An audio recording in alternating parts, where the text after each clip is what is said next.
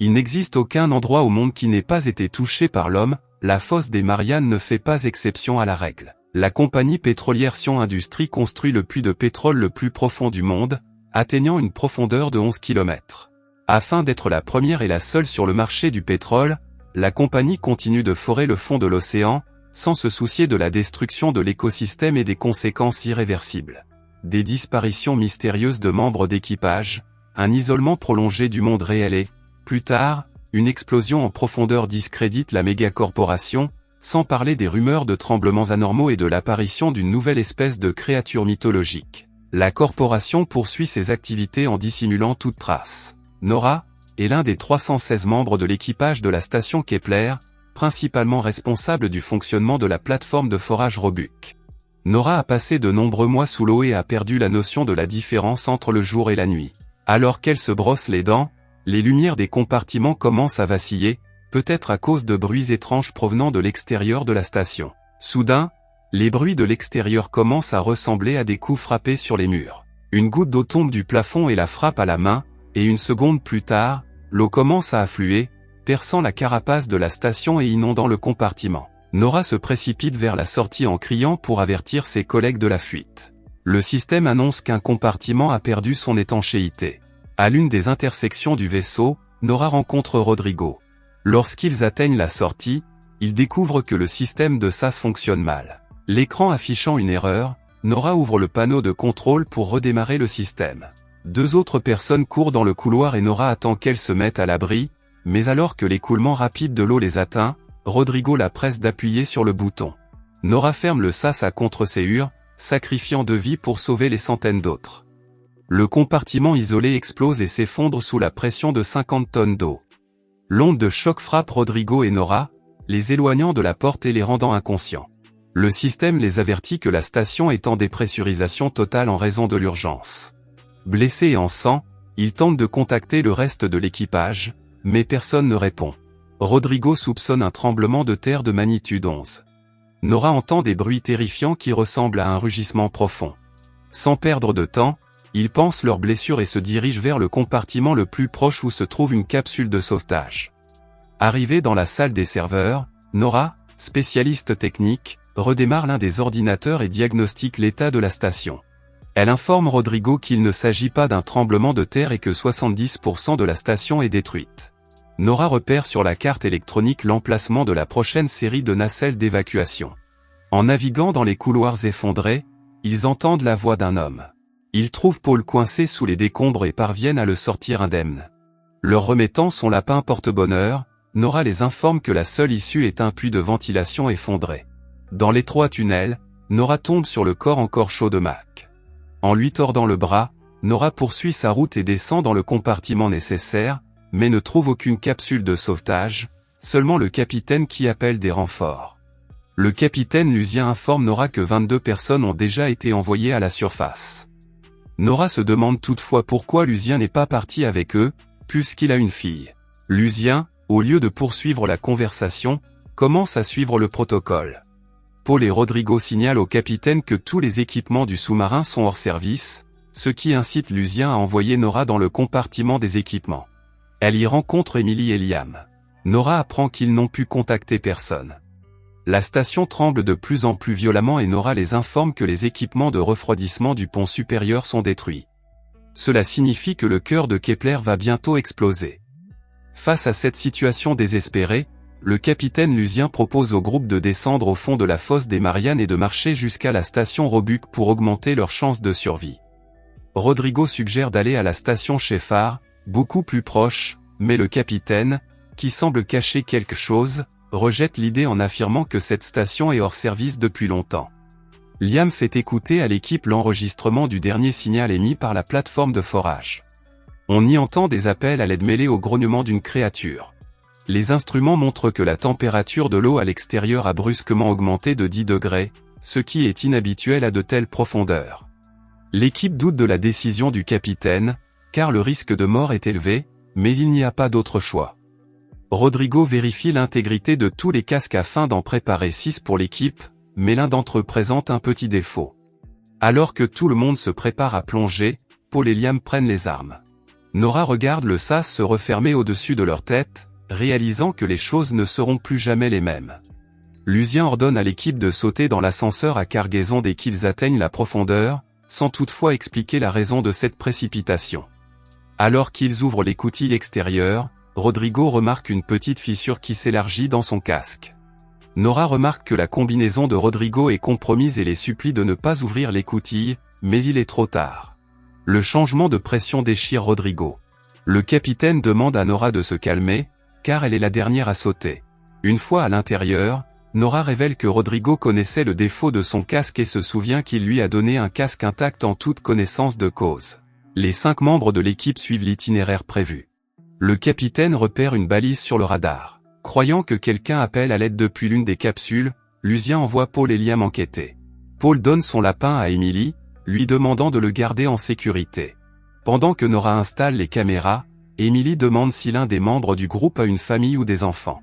Le capitaine répond qu'il a une fille de 14 ans.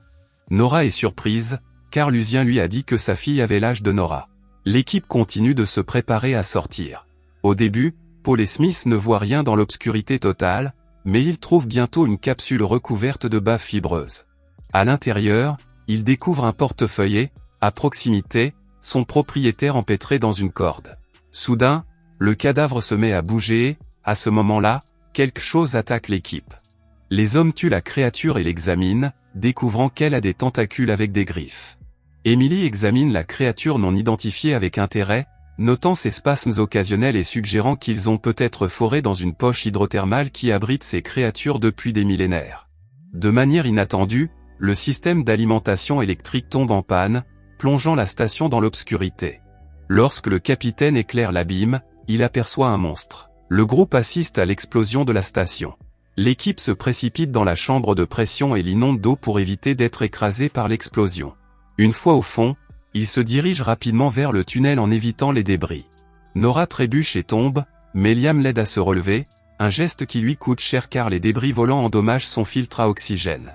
Lorsque l'équipe pénètre enfin dans le tunnel d'accès à la station de forage, Nora retire rapidement le casque de Liam et récupère le filtre cassé de sa combinaison, qui lui a fait inhaler des gaz toxiques. Après avoir repris son souffle, Liam se sent faible et peut à peine se tenir debout. Nora remet le système en marche et, peu après, un chariot arrive pour emmener l'équipage à mi-chemin de sa destination. Cependant, le système de pompage est endommagé et une partie du tunnel est inondée, ce qui oblige l'équipe à avancer à pied. La montée de l'eau par les fissures augmente la tension, et devant eux se trouve une surprise désagréable, ce qui semble être un cul-de-sac. Nora, la plus petite, attrape une corde et nage facilement à travers une fissure, trouvant le chemin vers la station intermédiaire. Une fois qu'Emily et Lucien l'ont rejointe, c'est au tour de Smith. Alors que Liam se ferait un chemin dans le tunnel, Paul entend des bruits étranges derrière lui. Quelques secondes plus tard, toute l'équipe entend sa voix se couper brusquement. Lucien leur ordonne de tirer rapidement sur la corde pour extraire Smith des décombres.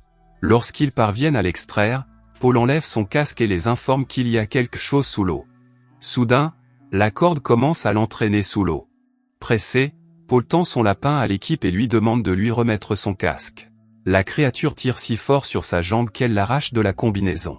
La pression sur sa tête devient trop forte et il l'éclate sous les yeux de tous, perdant ainsi une autre personne. 4 d'entre eux parviennent à atteindre la station Midway, située à 10 km sous terre. La station est en si mauvais état que le moindre mouvement provoquera immédiatement une fuite et des tonnes d'eau l'écraseront en quelques secondes. Emily pense que le forage a peut-être réveillé d'anciens êtres qui agissent désormais comme des gardiens de l'océan. Le système de filtration de Smith étant cassé, il demande à être laissé sur place pour ne pas être un fardeau. Nora dit à Smith de ne pas discuter, car personne ne restera en arrière pour attendre sa fin. Emily et le capitaine conduisent Smith par les bras, l'incitant à prendre des respirations courtes et superficielles pour conserver l'oxygène. Nora voit des milliards de larves de forme de vie flottant dans l'eau. Le groupe est attaqué par des monstres. L'un d'eux entraîne Smith dans une grotte, mais, pour une raison inconnue, le laisse en vie. Le capitaine et Nora retrouvent le garçon et le sauvent, mais Lucien retourne dans la grotte pour récupérer des armes. Le monstre en profite pour tirer la corde à laquelle sont attachés le capitaine et Nora. Nora et Lucien sont sauvés par la chute d'une partie de la station qui a explosé. Alors que Nora tente d'aider Lucien, le même monstre s'attache à son casque. Le capitaine poignarde désespérément la créature.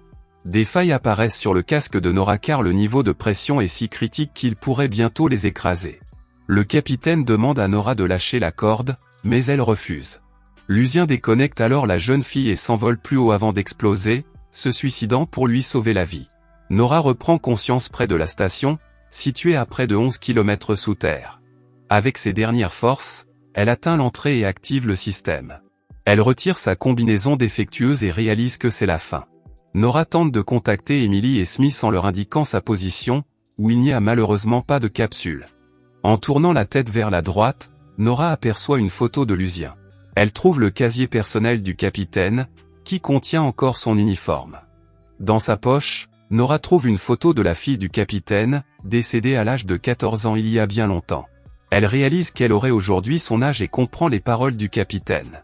Son attention est attirée par une carte sur le mur du fond du casier. Elle représente la station Roebuck, d'où partent des fils rouges dans différentes directions, reliant la station à des dessins de monstres. Nora comprend maintenant pourquoi le capitaine était si pressé et pourquoi il semblait complètement indifférent à ce qui se passait. La seule chose qu'elle trouve à la station est un costume démodé. Nora calcule sur la carte la distance qui la sépare de la plateforme de forage et, armée d'un lanceur de signaux à 2 balles, se met en route. Le lapin de Paul, que Nora a promis de remettre à ses proches, dissipe les doutes sur la nécessité de rester ou d'essayer. Marchant dans l'obscurité le long des balises, Nora continue de parler à ses compagnons, espérant qu'ils l'entendront. Soudain, la voix d'Emily se fait entendre sur sa fréquence, parlant de son amour pour l'océan. Pendant tout ce temps, la petite et frêle Emily a traîné Smith, à peine vivant, au fond de l'océan, en direction de la station. En raison du manque d'oxygène, les filles se sentent faiblées. Pour tenter de leur remonter le moral, Nora raconte son histoire à Emily. Son petit ami était le meilleur ami de Smith et ils plongeaient tous ensemble. Un soir, le petit ami de Nora a décidé de partir seul en mer et n'est pas revenu. Lorsque Nora est partie à sa recherche avec une équipe de secours, il était trop tard. Après l'histoire, Nora conseille sincèrement à Emily de ne jamais abandonner l'être aimé. Le trio atteint la station Roebuck à une profondeur de 11 km. Nora et Emily y trouvent des centaines, voire des milliers de monstres endormis ou en hibernation. Éteignant les lumières de leurs scaphandres, le reste de l'équipage se ferait un chemin dans un tunnel d'êtres organiques. Ils ne peuvent pas rester tranquilles, car l'alarme d'Emily se déclenche, indiquant que le niveau d'oxygène est très bas. À ce moment-là, une patte de monstre se pose sur le casque de Nora. Il demande à Emily de continuer à traîner Smith vers la station sans s'arrêter. Le monstre avale Nora presque entièrement. Elle lui tire une balle qui transperce la carapace et lui sauve la vie. Une minute plus tard, Nora voit des centaines de créatures s'élever brusquement dans les airs. Lorsqu'elle lance la deuxième fusée, elle voit le monstre alpha devant elle. La créature, de la taille d'un gratte-ciel, est en fait à l'origine de la destruction de la plateforme de forage. Nora échappe au géant, mais celui-ci endommage une partie de la station, et la vague explosive la pousse vers l'entrée. Malgré le manque d'oxygène, Emily revient vers son amie et l'entraîne à l'intérieur. Le système de la station Roebuck exige l'évacuation immédiate de l'équipage. L'Alpha tourne autour de la structure comme s'il chassait sa proie. De toutes les nacelles en état de marche, il n'en reste que 2. Emily attache Smith et lui demande de rester en vie, tandis que Nora donne le lapin à Smith pour qu'il le transmette aux amis et à la famille de Paul, affirmant qu'elle seule sait comment faire fonctionner les capsules. Cependant, Emily se rend compte que la 3e capsule fonctionne mal et veut rester pour la réparer ensemble. Au début, Nora la persuade gentiment, lui demandant de s'épargner pour le bien de Smith, mais quand Emily commence à protester, Nora la frappe sur le nez pour gagner du temps dans les longues discussions. La 2e capsule monte rapidement juste devant l'Alpha. Nora ne tente même pas de réparer la capsule. Elle s'assoit dans le compartiment inondé et sourit, comme si elle était prête à retrouver son bien-aimé. Nora remarque le son émis par l'Alpha et voit sur le radar que toutes les petites créatures se précipitent vers les capsules d'évacuation. Avant de sécuriser les capsules, Nora regarde vers sa dernière chance de survie, mais décide de sauver son âme plutôt que son enveloppe physique. Voyant son action comme une rédemption pour la culpabilité de la perte d'un être cher, Nora prévoit de faire exploser toutes les créatures. Elle charge le cœur de la foreuse au maximum et ajuste l'explosion de manière à ne pas endommager les capsules de sauvetage. L'explosion nucléaire consume l'Alpha et tous les petits monstres de la fosse des Mariannes. Le lendemain, 2 survivants de l'accident sont mentionnés dans les journaux, mais la compagnie interdit de les intervieweurs. Tous les documents relatifs à l'accident de l'océan Pacifique sont classifiés et ne peuvent être discutés. Malgré cette tragédie, Tian Industries a repris ses activités de forage dans la fosse des Mariannes sans jamais avoir déterminé la cause de l'échec catastrophique. Merci d'avoir regardé. Si vous avez aimé la vidéo et que vous souhaitez aider la chaîne à grandir, laissez un like, un commentaire et abonnez-vous.